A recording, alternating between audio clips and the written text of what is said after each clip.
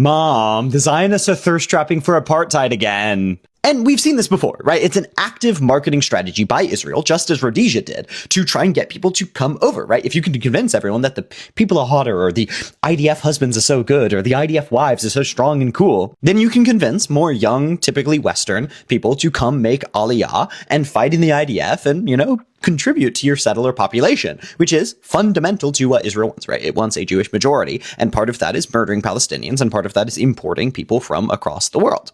That is why Aliyah is so state-sponsored, and there are hundreds of charities trying to help people make it. And one of the many but very effective marketing strategies they use is by portraying their people as extremely hot, extremely available, and extremely, out there.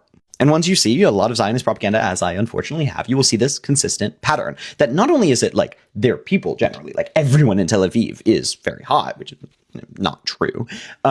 It's also that IDF soldiers in specific, right? Specifically people that are in the IDF or fighting in the IDF or trained in the IDF are so assertive and dominant and fun in a very explicitly sexual way.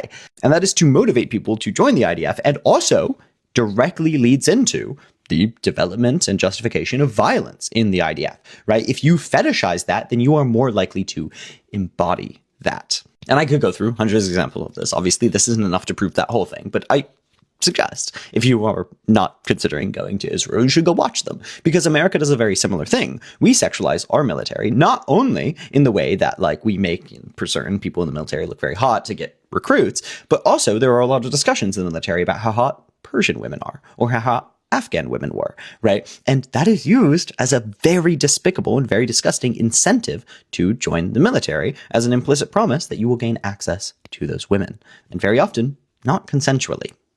And once you start noticing that dynamic, the role that sexualization and fetishization has in propaganda for large militaries becomes much, much clearer,